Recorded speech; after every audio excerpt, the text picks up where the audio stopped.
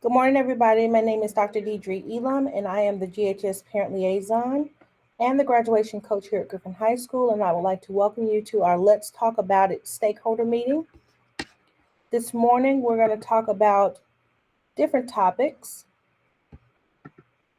We're going to talk about our school parent compact, our school parent and family engagement policy, the reservation of funds, and the building school staff capacity. If you're coming in, if you would, please mute your microphones because we're recording this presentation. And so we want to make sure that everyone has an opportunity to hear the information and share their candid feedback with us. Again, I'm your meeting facilitator. I'm Dr. Deidre Elam, and I'm the GHS Parent Liaison here at Griffin High School. Today, we're going to look at our current school parent compact, and then we're going to get your candid feedback when we revise it and prepare it for next year.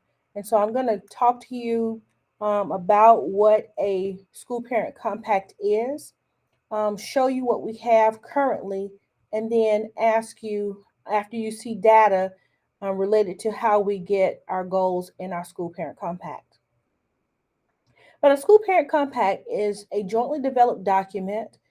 Just like this meeting, we come together in the spring of each year. We review our current school parent compact, and then we ask our parents, the entire school staff, our students to give us candid feedback.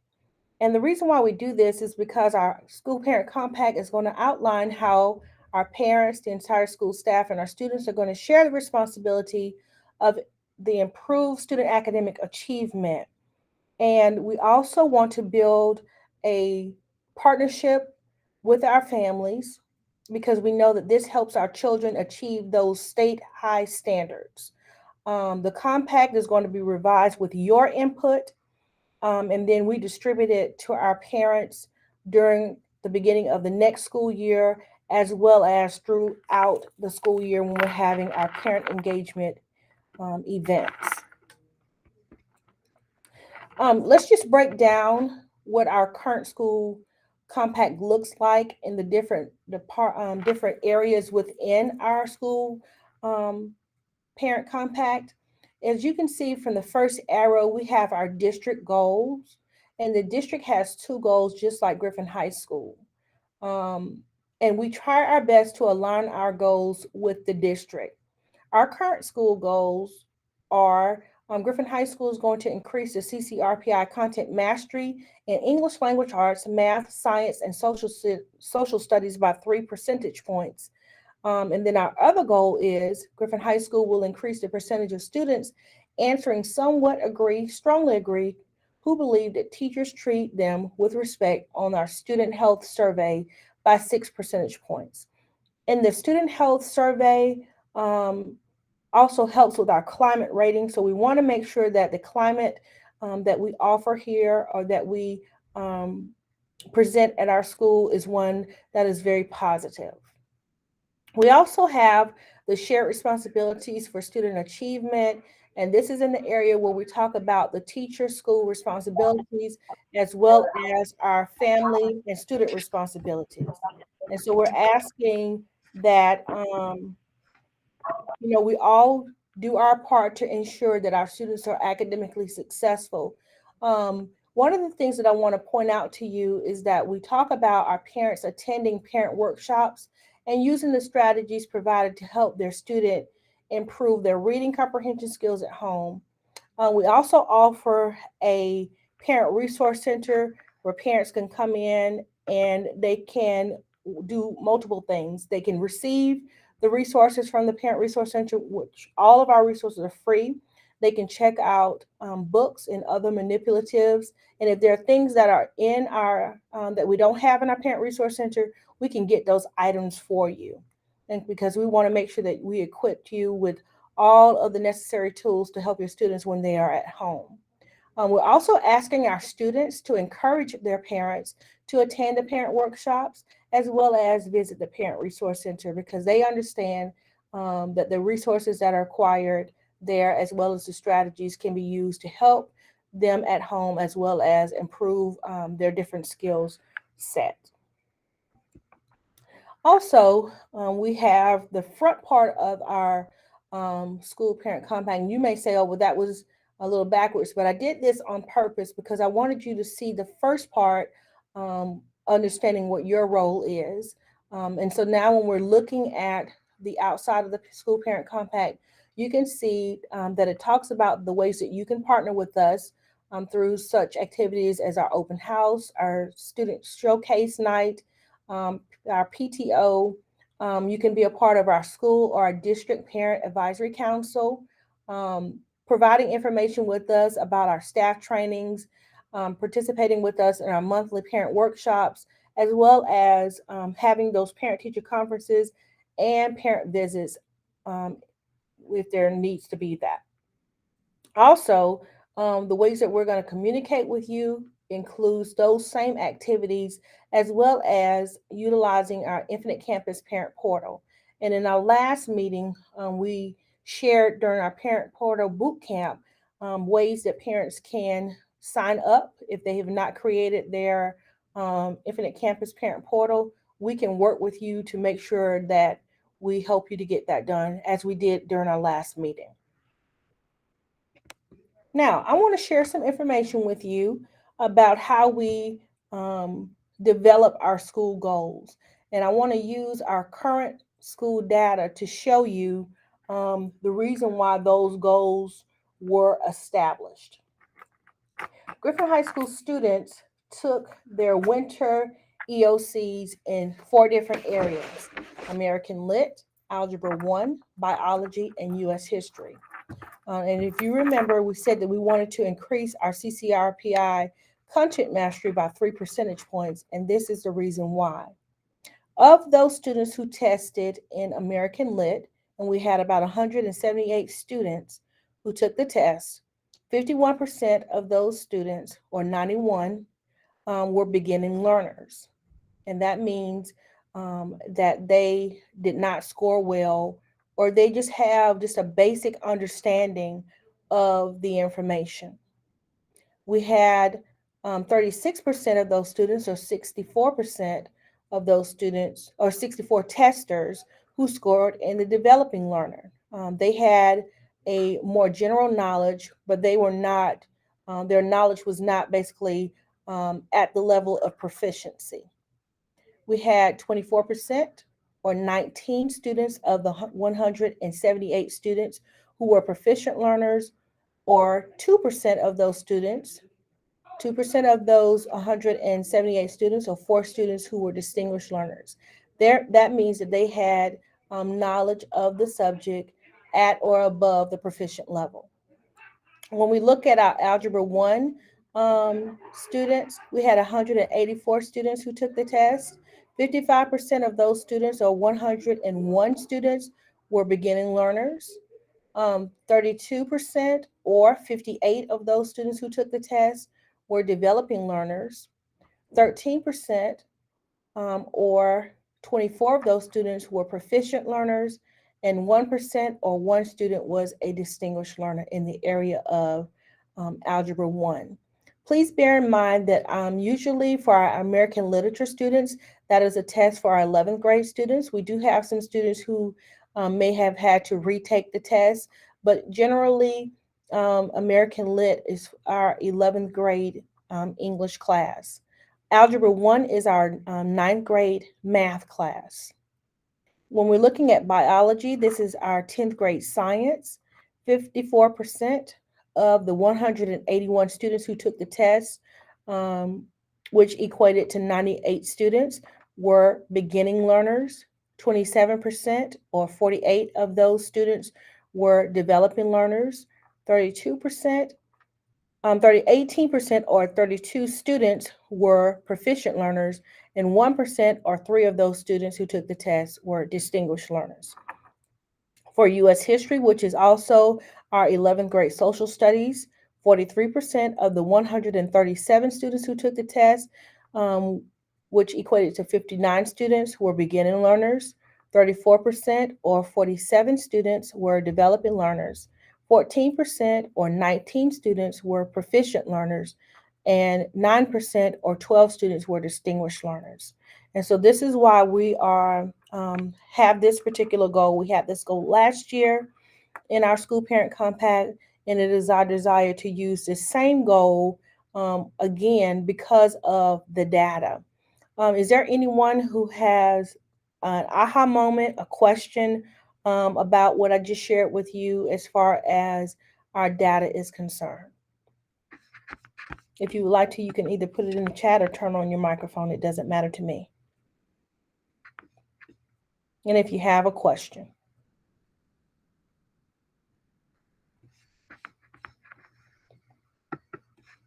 Okay. Now we're going to look at our school parent and family engagement policy. This document or this policy is going to be all inclusive because it's also going to include our school parent compact information, as you will see on our next slide. Please note that our school parent and family engagement policy is simply a policy that's going to describe how Griffin High School is going to provide opportunities to improve family engagement that's going to support our student learning. And we know that through that partnership, research has shown that the partnership between home and school is the single most important that's going to help when it comes to the academic success of our students. The purpose of us creating this document is to establish an equal partnership for the common goal of improved student achievement. And Griffin High School is going to go out of its way to make sure that we ask for your input so that this document is jointly developed and that you're going to agree with us. And it's going to include activities that are going to be relevant to you and your family, as well as it's going to support effective parent and family engagement and strengthen our student achievement. And so we too share this information at the very beginning of the school year, as well as we share it whenever we have other events here throughout the year when we're having parent engagement information sessions. Let's look at the different parts of our school parent and family engagement policy. Again, I noted that we have the section that talks about our school parent compact, and we went in depth and we talked about what that was. It also addresses our annual Title I meeting, and our annual Title I meeting is held at the very beginning of the school year, usually in August, and it's done at convenient times for our families. We offer variable times to ensure that our working families have the opportunity to participate with us. And so you're able to view this document at any time. It also talks about our communication methods. And if you remember from our school parent compact, we laid those out when we talk about our different events, as well as we included our Infinite Campus Parent Portal. Anytime you reach out to the school, we are making sure that we are responding to our families within 1 to 2 business days, give and take. If you reach out to us on the weekend, please give us until that Monday to respond back to you as well. Please be mindful that you can acquire our school parent compact or our school parent and family engagement policy either in the front office or in our parent resource center. Also included, it talks about the reservation of funds. We utilize 1% of our funding for parent and family engagement activities. And so we're asking that you share information with us. I'm going to share in this presentation information with you about how our monies were spent. And so we're asking that you also give us feedback about what you think we should do with our upcoming funding. Also, talking about the coordination of services, we want to make sure that if we have any families who speak languages other than English, that we're able to provide resources to them in that language that they can understand. In the event that you come into the Parent Resource Center and there are documents that you need, we can always get those documents translated and provided to you. Also, building the capacity of our school staff. we ask our families for input to determine the types of trainings that we provide to our faculty and staff, because we want to make sure that there is value in the relationship that we build with our families. We're going to provide them with different trainings. These trainings could be in person or online, in the same manner that we have our trainings for our families. And so we want to make sure that we are supporting our families, and we're doing that through building our school staff capacity. Again, making sure that we are sharing additional information with our teachers, as well as building the capacity of our families. And so this is one of the reasons why we host the different workshops and meetings that we do, so that we can provide you with tools as well as strategies that you can use at home to help your scholars. We train our teachers to enhance their understanding and their knowledge of the needs of our families. And so we provide the same information to our families to enhance your knowledge and skills, so that you're able to help your students when they're at home with the information that we're providing here in school. And we want to make sure that we have a solid partnership with our families. Also, we incorporate our community partners, which includes our businesses, our faith-based organizations, to make sure that they are here with us and they can provide us with the support to support you as our families. Also, again, talking about our parent and family engagement, we try our best to maintain that strong relationship with you. We want to do everything in our power, because we know that that regular two-way communication between our parents and our families and the school is so integral when it comes to the children's learning as well as their academic success. And so please make sure that you understand that you are a valuable partner to us, not just a parent to our students, but a valuable partner to us. And we want to make sure that the information that we share and the activities that we provide are all inclusive for you. Griffin High School has a school parent resource center. It is located in the counselor's office, room 1016. From there, you're able to check out books. You're able to acquire pamphlets and other materials for your students. The resource center is open from about 7:30 to 3:30. If you need to reach out to me, please feel free to call me here at Griffin High School. I'll share my contact information at the very end with you, or you can call the school. You are also more than welcome. I can leave information for you in the front office, or I can mail this information to you. So please feel free to reach out. The district also has a parent resource center, and it is located in the student center downtown, room B112, and that's at East Taylor Street. If you remember the old Taylor Street School, that's where it's located. It's open Monday through Friday from 8 o'clock a.m. to 4 o'clock p.m. and is by appointment. So reach out to Miss Melinda Owens.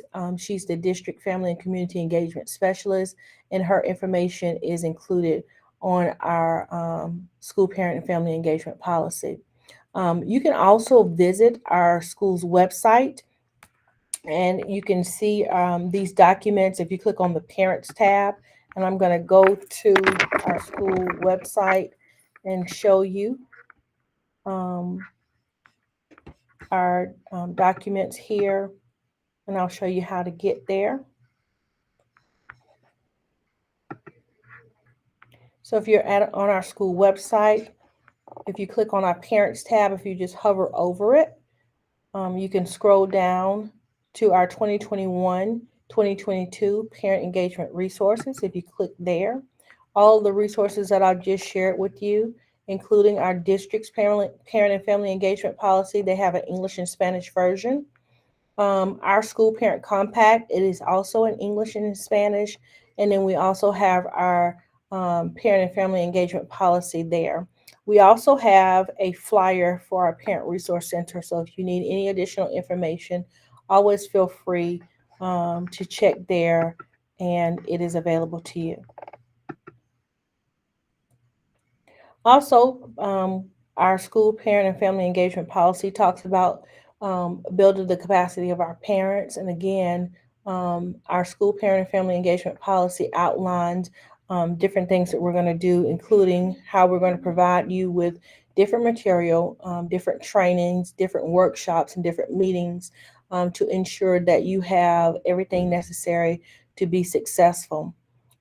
We also provide you with information when it comes to assessments. And so we have different meetings during that time, during different time periods during the year, where we provide you with different information.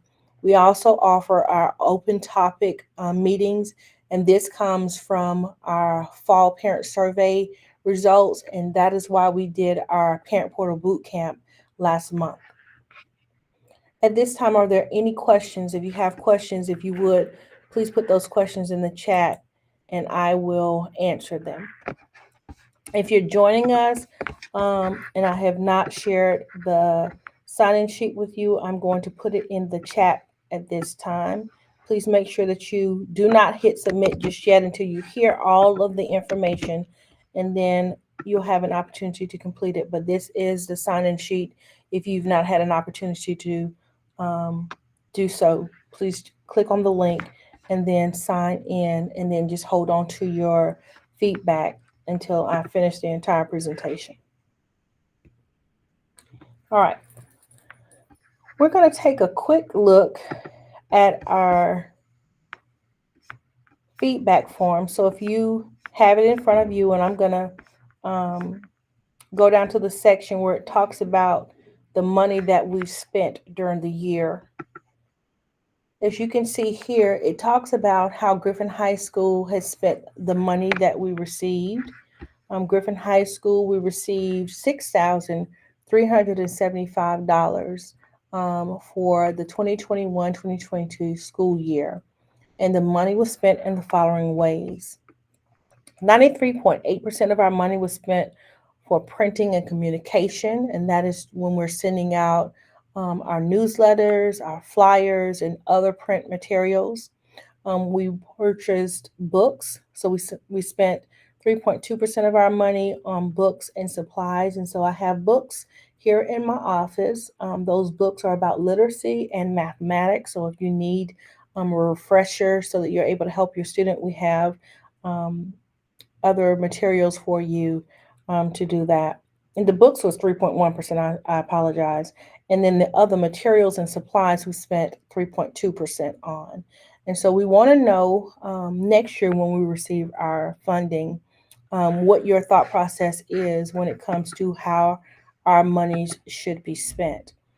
At this time, I want to have a conversation with you all, going back and looking at our data. I know that people didn't say much, but I kind of want to go back and talk to you about our data, and I would like for your input. Um, if you would please, you can either type your information in the chat or you can turn your microphones on and ask the questions. But I want to know what your thought process is when it comes to the proficiency of our students. If you look at each subject area, and all our students only take 4 tests now. The state of Georgia has changed the number of tests, ELC tests that our students take from 8 to 4. But the largest population of our students, when we're looking at those tested areas, the majority of our students are testing in the areas or scoring in the proficient areas of beginning and developing learners. What are some things that you think that you can do to support us and our students to move those students from beginning learners and developing learners to proficient or even distinguished learners? What are some things that you think that you can do to assist Griffin High School? Anybody can turn their microphone on. Hey, Dr. Elam. This Hey. is Deshaun James Community Teen Coalition. What we do to help the partial of your student body is we have tutoring sessions every Tuesday through Thursday for about an hour. I would think the school needs to put more focusing on tutoring because a lot of kids do not understand information and they need help or they just need focus. So that would be my suggestion is to create uh, a good tutoring program for the high school. Thank you, Mr. James. Ms. Holder, I see your hand. You can turn your microphone on. So that actually was my same thought was about tutoring, offering after school tutoring. I didn't even know that that was even offered. So if it is something that is offered, then make it more widely known and available. Well, I guess it's already available, you know, more widely known. Because I promise you, I just looked up tutoring services while I was talking to you at the same time.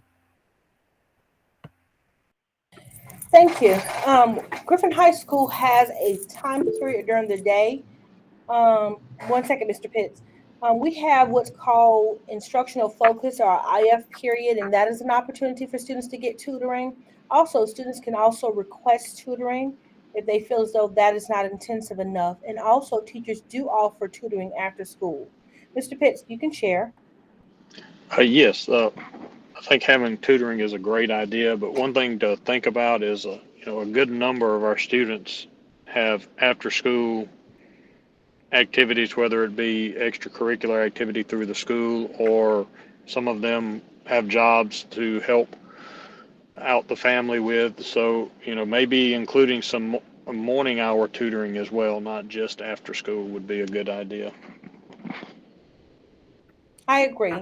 I think that what we need to do is we have to understand our students and their specific needs because we do have students who are here in the mornings, and then they may be taking classes over at GRCCA or they could have work based learning. And so we want to make sure that we are providing our intentional tutoring for our students. Offering tutoring is going to be a great thing, but it has to be intentional because you need to know specifically what a child needs.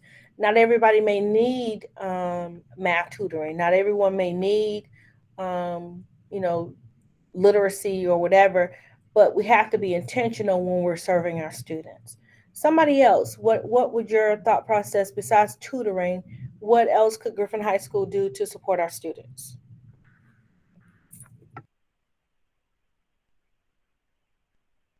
And I want to say thank you to Outward Bound. You all work with us, and we're very appreciative because being able to have a partner here who's helping us with different initiatives when it comes to our students in our school is very helpful.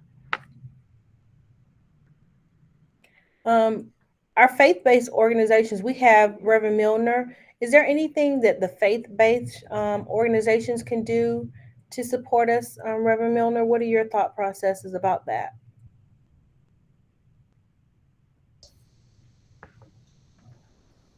Can you hear me now? I can hear you, yes, sir. Okay, yeah, yeah. We're doing some things in the Fairmont Community Center. We're just trying to meet people where they are. So we have some after school activities and educational people there to can assist, maybe being more involved in the community where they may not be able to be at the schools. But if we have people positioned in these neighborhoods that some of these students live in, using our community centers, our churches, maybe they can pick up some of that tutoring there. So we actually in the process of building an education resource center at our church, and that will be a place where we can probably provide some type of service there. Thank you. I think another thing that we need from that from the Griffin High School perspective is buy-in from our students because the students have the understanding that they don't have to pass the EOCs in order to pass their classes. And so, making sure that they're taking the test with fidelity. Some of them may not want to do the test, and so they don't take it as serious. They just kind of go through it, and then we don't really see their true potential when they're taking their test. And so, if parents are hearing our announcements when we're calling and saying that we're going to have EOC testing, have those conversations with your students about making sure that they're doing their best work. Because oftentimes, when they come in and they take their test, um, sometimes it's not a real true reflection of their ability. Mr. Pitts, would you like to share? Yes. One thing you as you were just talking, they don't need to pass these tests to pass their courses. Um, and one thing that I remember when I was in school, I've heard it from my kids, is why in the world do I need to know this? What am I ever going to do with this information? So maybe having some folks from the community come in and tell about what professions, how you actually use some of this, how it's important to know this information moving forward, to be good citizens, to be good workers, to be good business owners, to be how you're going to apply some of this. Maybe having some time where people come in and talk to a class or two to give them that information will help the students understand that there's a reason why you need to know this. It may not look like it right now, but down the road you're going to need to know this information and how it can apply to you in your long-term career. Thank you. And Ms. Holder, you agreed. Can you share more with us?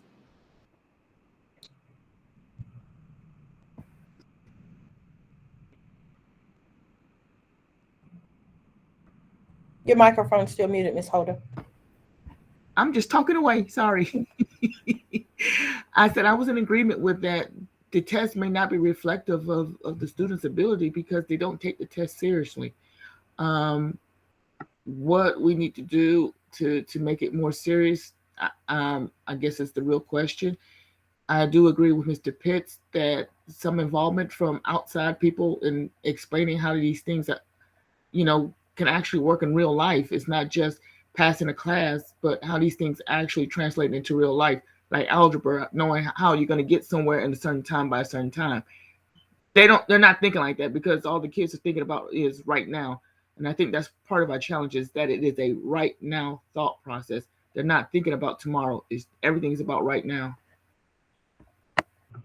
I completely agree. Oftentimes, when we're looking at different aspects from our students, they are not thinking long term. They are thinking about the moment in time that they are in, and so when they think about it from that particular perspective, they're not actually capturing their future endeavors. They are looking at it from the perspective of, well, I don't need this information right now. Um, Not knowing that, if you are a welder, you'll need to know measurements. You'll need to know how to calculate mathematics, so you'll know how long to hold the welding utensil on the whatever it is that you're soldering for a specific amount of time. And when they go into their professions, it makes more sense. Unlike right now, they're ready to move on beyond the process of school. And I often tell our students that they are fully capable. They want to get to graduation, but they don't want to go through the process. And one of the processes is taking these standardized tests. The standardized tests are not necessarily going to go away. They could change it. It could be something completely different.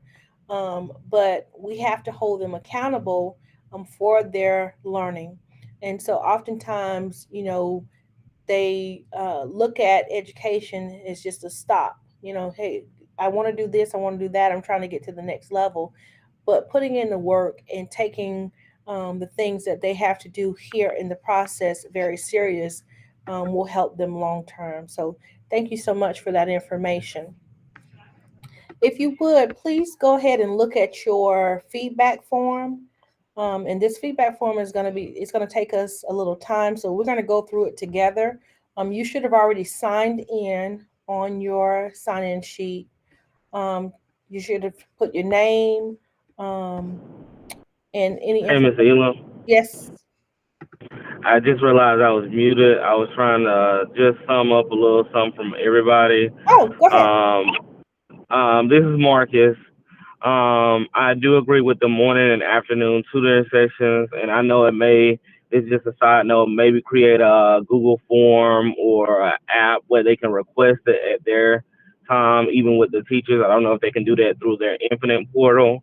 I also do agree with bringing people in and talking to the different staff because, again, when I graduated in 2006, and my teacher at the time said, "This is what's gonna happen in the real world," and then I was one of those students like, "Oh, that ain't gonna happen.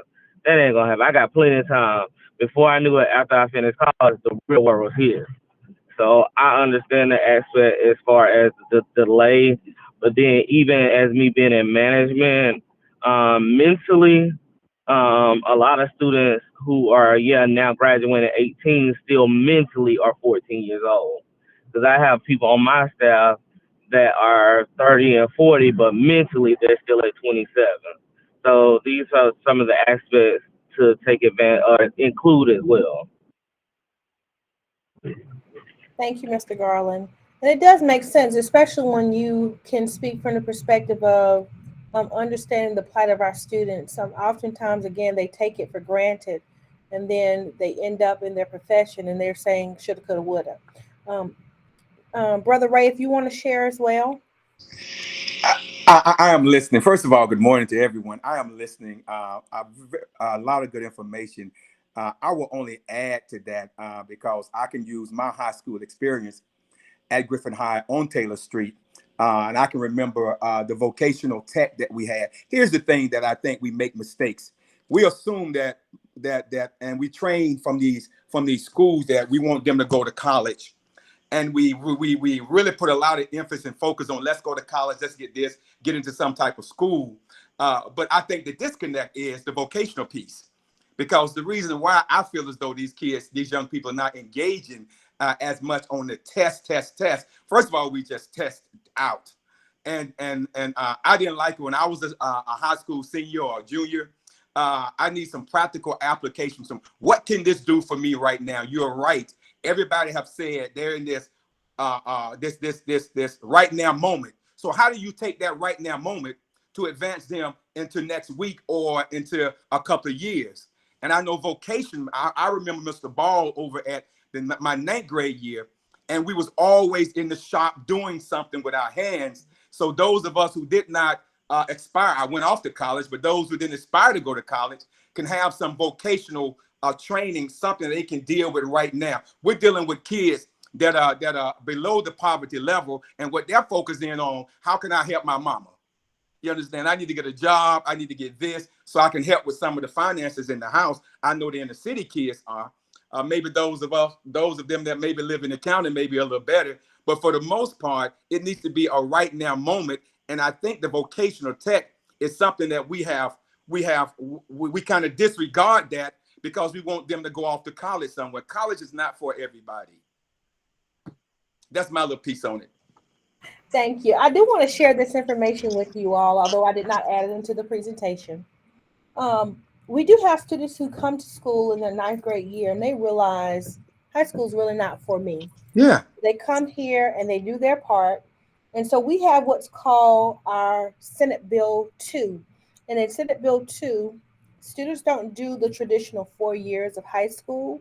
They come here, they take basically their 9th and 10th grade year here. And those courses are, they take 2 English classes, 2 math classes, 2 science classes, 2 social studies classes, and the required PE and health. They take all of the necessary EOCs, and then they're able to go over to Southern Crescent and take additional courses in specific areas that they are interested in. You do have some students who are interested in cosmetology. I know that they are starting their automotive program, welding programs. They have different programs that the students can enroll in. And then once they complete everything by the end of the 4 years, they have acquired an associate's degree, technical diplomas, and 2 certificate programs within that specific career pathway on top of a high school diploma. And so if we know when students are coming in that they're truly not interested in staying at high school, in the high school for the 4 years, then we have this program to offer to them to get them to the needed areas. But the state does not take away those remove those 4 EOC courses or 4 EOC tests. They're still required to take those tests, but those students who are better served in the Senate Bill 2 option will have this information presented to them. It has to be done before their 10th grade year. So by the end of their 10th grade year, they have to, know what they're going to do. So they transition during their 11th and 12th grade year, and then they complete their high school time there, completing the Senate Bill 2 program requirements. So please bear in mind that we are, doing our part here at the school to try to make sure that they have this information, and so that they are successful. I think that this would lend itself to making sure that our students are able to reach their full potential, because as you said, Brother Ray, a lot of the students are not focused on going to college. Previously, we were always just talking about college bound, and pushing every student to college, but we do, as a district and as a school, understand that not all students are going to go to college. And so what our mission and our vision is to make sure that our students are graduating college and or career ready. And so we are doing things here, in our school, in our district, to help our students meet those two specific areas. Are there any additional questions before we take a look at our feedback form together? Okay. So as I was saying, I'm going to share my screen. By now, you should have signed in, indicating your role. If you have a student here, please make sure that you indicate the student's name and their grade level. If you are a community organization, please put the name of the organization or business or the faith-based organization. Go ahead and give us that information. And then also tell us the grade level. The same thing if you're a school employee, and this is just information, or a district employee. But I want to get down to the input information. So now we're ready for the feedback portion. And so we're asking for your input on the school parent and family engagement policy. And so we're asking, do you agree that the school parent and family engagement policy should focus on plans and activities that parents need? And you can share yes or no. And then if you say no, then tell us, explain why you feel that it should not, or it does not focus on the plans and activities that parents need. And then it'll ask you to continue down. You'll read a couple more questions, and sharing feedback there. Also, when you get down to the information about the input for our school parent and family school parent compact, I shared with you a breakdown of our data. Again, you're able to click on the link. It will take you directly to the school parent compact, the one that was shared in the PowerPoint presentation.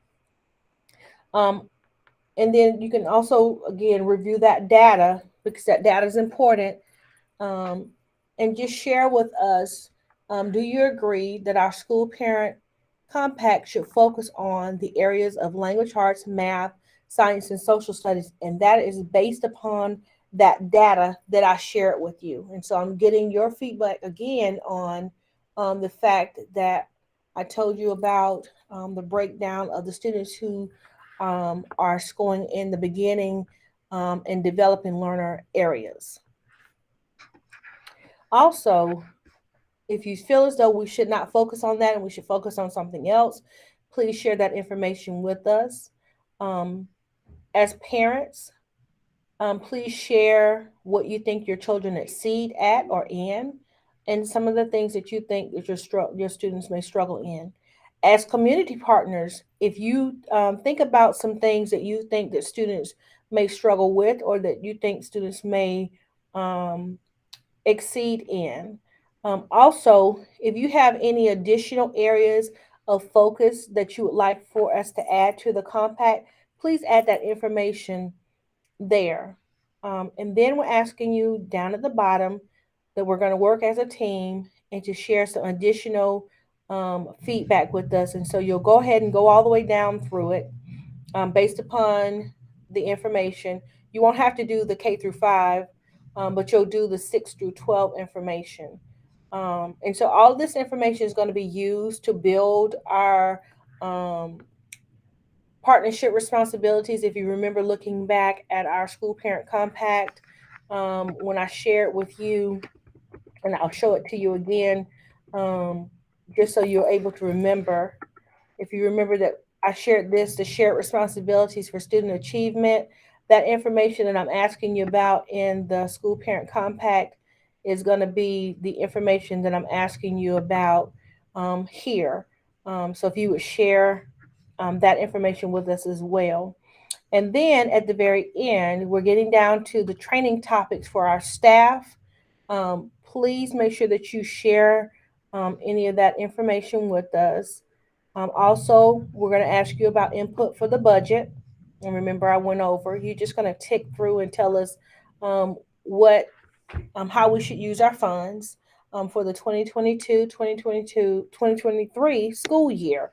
And then at the very end, this is my contact information. Please make sure that you take it and utilize it. Reach out to me. I am always available to families, and I'm so grateful and so thankful to you all for you being here. So if you would, please take your time and complete this information. When you finish it, please put it in the chat that you finished it. Don't just leave. Just make sure that you finish it and then let me know. And I'm going to be paying attention to the chat to make sure that when we all get finished, if we're going to talk again and see if we have any additional comments. So at this time, just take a few minutes to complete your feedback, and then we'll come back and talk in just a few minutes.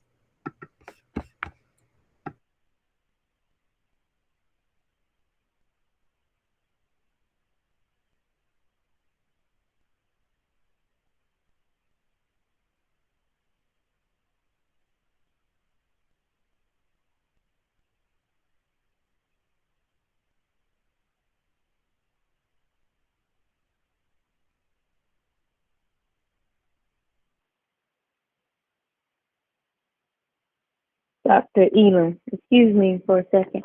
My Yes, Google Meet link, didn't work, so I'm on via phone.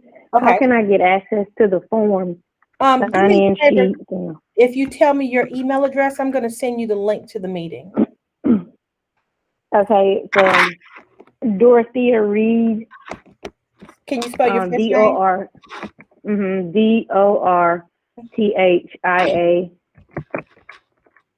DORTHIAREID@yahoo.com.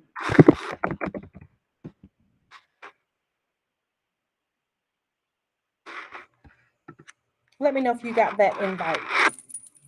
Okay, thank you.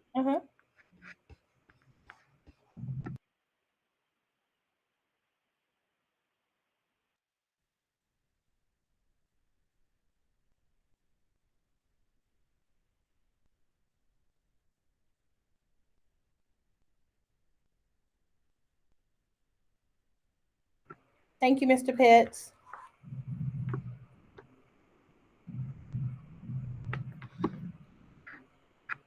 Ms. Reed, did you receive the invite?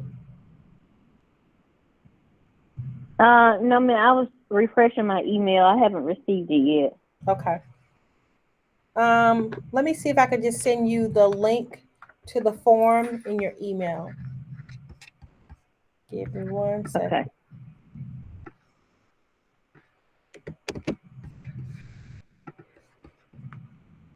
And you said your email is DORTHIAREID@yahoo.com.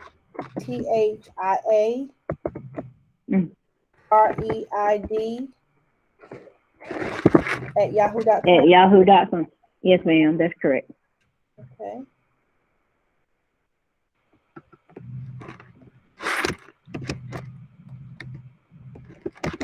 And the name of it's going to just be form. Okay, I received it. Okay, and you can join us now if you don't mind. Okay.